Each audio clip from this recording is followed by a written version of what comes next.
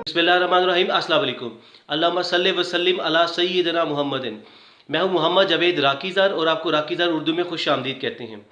नाज़रीन, भारत जो अपने आप को $3 ट्रिलियन की इकॉनमी डिक्लेयर करता है, इसके अलावा दुनिया की 7वीं बड़ी मईशत कहलाना पसंद करता है, लेकिन उसके हेल्थ इंफ्रास्ट्रक्चर का ये हाल है कि उनके लोगों के पास ऑक्सीजन ख़त्म हो चुकी है। बहुत सारे अस्पतालों ने, जो बड़े बड़े हॉस्पिटल्स हैं, उन्होंने हाथ खड़े कर दिए हैं। इवन भारत के सीएम जो अरविंद केजरीवाल हैं, उन्होंने भी हाथ खड़े कर दिए हैं कि दिल्ली में हमारे पास ऑक्सीजन नहीं है। अगर हमें ऑक्सीजन ना दी गई तो हाँ, हमारे इधर जो डेथ रेट्स है वो बहुत हाई हो जाएंगे। नाज़रीन, भारत में जो कोरोना की सिचुएशन है वो उसकी सूरत हाल बहुत ख़राब हो चुकी है।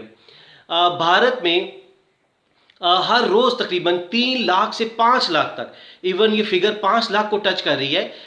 5 लाख के केसेस, कोरोना केसेस रिपोर्ट हो रहे हैं। यहाँ तक कि सीएम जो डिफरेंट इनकी स्टेट्स हैं, उनके सीएम ने कहा है कि आप ऑक्सीजन प्लांट्स पर फौज को तैनात कर दें, मुल्क में मार्शल लॉ लगा दें, ताकि जो ऑक्सीजन है वो बर वक्त और टाइमली जो हॉस्पिटल्स हैं उन तक पहुंच सके और लोगों को जिंदा बचाया जा सके। नाज़रीन, आप अंदाज़ा लगाइए कि एक तरफ तो कोरोना की इस तरह की ख़राब सूरत हाल है पूरे भारत में कि लोग सड़कों पर मर रहे हैं, लोग चलते चलते गिर जाते हैं, उनकी डेथ हो जाती है, उनके पास ऑक्सीजन नहीं है, उनको हॉस्पिटल्स में डॉक्टर ट्रीट करने से कासिर हैं। और दूसरी तरफ भारत के प्राइम मिनिस्टर ये बंगाल में अपनी इलेक्शन कैंपेन में मसरूफ़ है और ये स्लोगन रेज कर रहे हैं कि अगर आप मुझे वोट देंगे तो मैं आपको वैक्सीन दूंगा। आप अंदाज़ा लगाइए कि ये भारत जो अपने आप को दुनिया की 7वीं बड़ी मईशत कहलाना पसंद करता है, जो $3 ट्रिलियन की मईशत का क्लेम करता है, और ये भी क्लेम करता है कि 2025 तक ये जापान को, जो दुनिया की तीसरी बड़ी मईशत है, उसको क्रॉस करके ये $5 ट्रिलियन की इकॉनमी बन जाएगा। आप अंदाज़ा लगाइए कि मोदी का इस सूरत हाल में कि उसके मुल्क को ऑक्सीजन की ज़रूरत है, उनके लोगों को तसल्ली और हिम्मत की ज़रूरत है, तो मोदी अपने इलेक्शन में बिजी है और लोगों को कह रहा है कि शर्त लगा रहा है उन पर कि अगर आप मुझे वोट देंगे तो मैं आपको वैक्सीन दूंगा। नाज़रीन, आपको इसका एक दूसरा एस्पेक्ट भी दिखाते हैं, भारतीय मीडिया का। भारतीय मीडिया जब पाकिस्तान में कोरोना पीक पे था तो भारतीय मीडिया क्या कहता था? इनका सोशल मीडिया, इनका जो मेन स्ट्रीम मीडिया है, वो ये कहता था कि अब पाकिस्तान मरेगा कोरोना की मौत। आप अंदाज़ा लगाइए भारतीयों की पाकिस्तानियों के साथ नफरत, कि उनका मीडिया कुछ सोचे समझे बगैर कि एक आफत है जिससे पूरी दुनिया लड़ रही है, और पाकिस्तान के बारे में वो ये राय रखते हैं कि अब पाकिस्तान मरेगा कोरोना की मौत। तो नाज़रीन, आप दूसरी तरफ ये हाल देखिए कि पाकिस्तानी जो सोशल मीडिया है वो किस तरह भारत के बारे में सोच रहा है कि पाकिस्तान में आज टॉप ट्रेंड जो बने हुए हैशटैग, उस पर यह है कि पाकिस्तान स्टैंड्स विद इंडिया।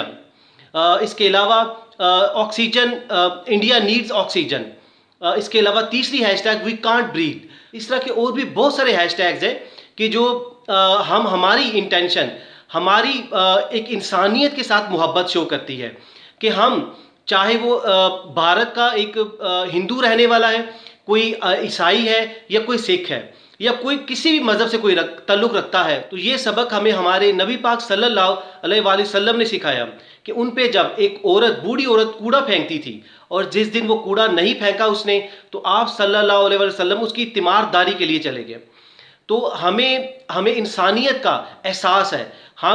हमारी दुआ है भारत के लोगों के लिए, चाहे वो हिंदू हैं या मुसलमान हैं, वो सिख हैं या ईसाई हैं, हम उनके लिए दुआ गो हैं। पूरा पाकिस्तान, पूरी उम्मत मुसलिमा इंसानियत की हिफाजत के लिए दुआ करती है कि अल्लाह ताला भारत के लोगों को भी कोरोना से महफूज रखे, उनको जल्द से जल्द सेहत दे, और उनके मुल्क में जो इतनी बड़ी एमरजेंसी आई है कोरोना वायरस की वजह से, उसको जल्द से जल्द ख़त्म करे। भारत को इससे सबक हासिल करना चाहिए कि ये एक इतनी बड़ी आफत भारत पे आई है, और आप अंदाज़ा लगाइए कि पूरी दुनिया का जो इन्फेक्शन रेट है, यानी कि जो कोरोना की जो केसेस है, उसका 40% भारत में है।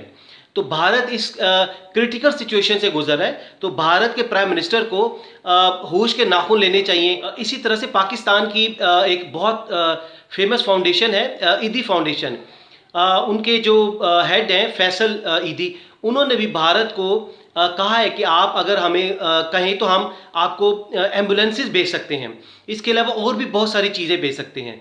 तो ये आप देखिए, एक तरफ भारत का मीडिया हमेशा पाकिस्तान के खिलाफ जहर उगलता है, और इवन कोरोना की सिचुएशन में जो एक आफत है उसकी उस पर भारतीय मीडिया जहर उगल रहा है और कह रहा है कि अब पाकिस्तान मरेगा कोरोना की मौत। नाज़रीन, आखिर पर हम भारतीयों को एक स्पेशल मैसेज देना चाहेंगे कश्मीर के हवाले से कि अब आप लोग देखिए कि आप लोगों ने जिस तरह, आपके मोदी ने जिस तरह कश्मीर में जुल्म किया, कश्मीर में लॉकडाउन किया, पूरे कश्मीर को पूरी दुनिया से काट कर रख दिया, कश्मीर को बंद कर दिया, उनके मासूम लोगों पर, उनकी औरतों, बच्चों, बूढ़ों पर, उनके जवानों को शहीद किया, उनके साथ ज्यादतियाँ किया।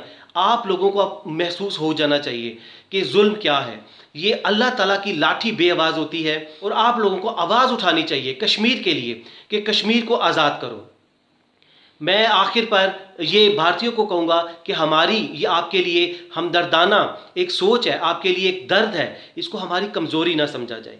जिस तरह हमने अभिनंदन को छोड़ा था तो आप लोगों ने एक ववेला मचा दिया, आपके मीडिया ने, झूठे मीडिया ने, कि पाकिस्तान ने डर कर, पाकिस्तान के भारत मिसाइल दागने लगे, उससे डर कर अभिनंदन को भारत के हवाले कर दिया।